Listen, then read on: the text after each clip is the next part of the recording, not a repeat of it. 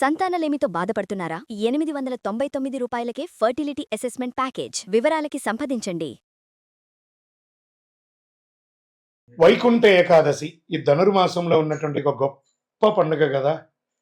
సంవత్సరంలో ఒకరోజు వచ్చేది ఆ వైకుంఠనాథుని యొక్క అద్భుతమైనటువంటి రోజు.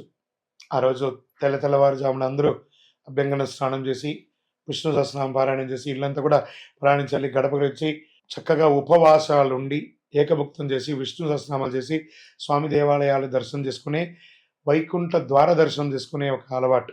మరి ఈ 2025 ముగింపులో వచ్చినటువంటి ఈ వైకుంఠ ఏకాదశి తిథి ప్రారంభం డిసెంబర్ 29 రాత్రి, ఏకాదశి తిథి ముగింపు డిసెంబర్ 30, 2025 రాత్రి. వైకుంఠ ఏకాదశి యొక్క ప్రాముఖ్యత ఏంటి? వైకుంఠ ద్వారం తెరుచుకుంటుంది. ఈ ద్వారం ద్వారా దర్శనం చేస్తే పాప ప్రక్షయం, ఆయురారోగ్యం, కుటుంబ శాంతి, మోక్ష సాధనకు మార్గం అని చెప్పొచ్చు. ప్రతి వైష్ణవ దేవాలయంలో ఉత్తర ద్వార దర్శనం ఉంటుంది.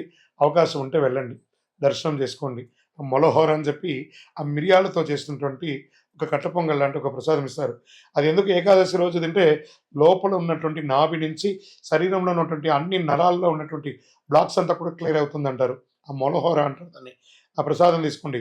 శ్రీ మహావిష్ణువు, రంగనాథ స్వామి, వైకుంఠేశ్వర స్వామి దేవాలయాల్లో వైకుంఠ ద్వార దర్శనం అత్యంత వైభవంగా భారతదేశంలో జరుగుతూ ఉంటుంది. దీని పూజా విధానంగా ఎలా చేసుకోవచ్చు అంటే బ్రాహ్మీ ముహూర్తంలో స్నానం, విష్ణు పూజ, తులసి దళాలు, పసుపు పుష్పాలు పెట్టడం, నైవేద్యం పండ్లు పాయసం ఇవ్వడము, విష్ణు సహస్రనామం పారాయణ చేయడం, నారాయణ స్తోత్రం, వీలుంటే భగవద్గీత 700 శ్లోకాలు పారాయణ. ఇంతకంటే గొప్ప ఉంటుంది.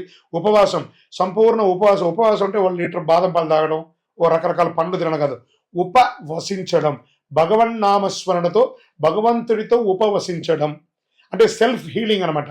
సంవత్సరంలో ఒకరోజు, ఇది ప్రతి నెల ఉండే ఏకాదశి కూడా చాలా మంది చేస్తూ ఉంటారు. ఒకరోజు కడుపు ఎండింది అనుకోండి, లోపల ఉన్నటువంటి వ్యాధులు అన్నీ కూడా క్లియర్ అయిపోతుందట. అంత అద్భుతం అనమాట. ఉపవాసం ఉండడంతో పాటు జాగరణ, విష్ణునామంతో, నామస్మరణతో. దీనిలో ఏమున్నాయి? కలవు వెంకటనాదాయ. తిరుమల తిరుపతి దేవస్థానంలో కూడా 10 రోజుల పండగగా ఈ యొక్క వైకుంఠ ఏకాదశి ద్వార దర్శనాన్ని చాలా అద్భుతంగా ఏర్పాటు చేశారు. మన పరిసర ప్రాంతాల్లో ఉన్న దేవాలయాల్లో కూడా వెళ్ళండి. మళ్ళీ దాంతో ఏం చేయాలి? ఈ యొక్క జాగరణ విరమణ తర్వాత ద్వాదశి భోజనం 31 డిసెంబర్ 2025 నాడు ఉదయం విష్ణు పూజ అనంతరం ఆహారం స్వీకరించాలి. ఏకాదశి ఉపవాసం ఉండి ఆహారం స్వీకరించడము, లేదా ఒక్కరికైనా ఆహారం పెడితే సాక్షాత్ వైకుంఠనాథుడే వచ్చి మన దగ్గర ఆహారం తీసుకున్నట్ట. ఒక స్ట్రేంజర్స్, ఒక పేదవాళ్ళకైనా ఆహారం పెట్టాలట. ద్వాదశ భోజనం అంటారు దాన్ని. సో అంత అద్భుతం. దీనివల్ల ఏమొస్తుంది? సంతాన ప్రాప్తి పెరుగుతుంది, ఆరోగ్య ఆర్థిక ఇబ్బందులు తొలగుతాయి, ఆధ్యాత్మికమైనటువంటి వెలుగు జంతలు పెరుగుతుంది. వైకుంఠనాథుడికి ఏ అద్భుతమైనటువంటిది ఏం చేయాలి? ఆ వెంకటేశ్వర స్వామికి ఏం కావాలి? శ్రీనివాస గోవింద, శ్రీ వెంకటేశ గోవింద, వైకుంఠనాథ గోవింద అని ఆ గోవింద గోవింద గోవింద గోవింద నామాన్ని చెయ్యండి చాలు. ఏం చెప్పారు ఆ హనుమంతుల వారు?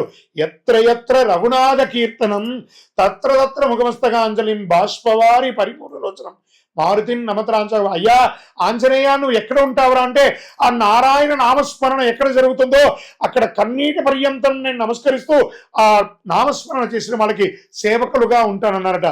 ఈ వైకుంఠ ఏకాదశి రోజు ఒక్కసారి మీరు నామస్మరణ చేస్తే 1,00,000 సారి నామం చేసినంత ఫలితం. కలవు వెంకటనాథాయ. అలా వైకుంఠనాథుని ప్రార్థన చేయండి, అన్ని రకాల అనుగ్రహం పొందండి. విజయోస్తు.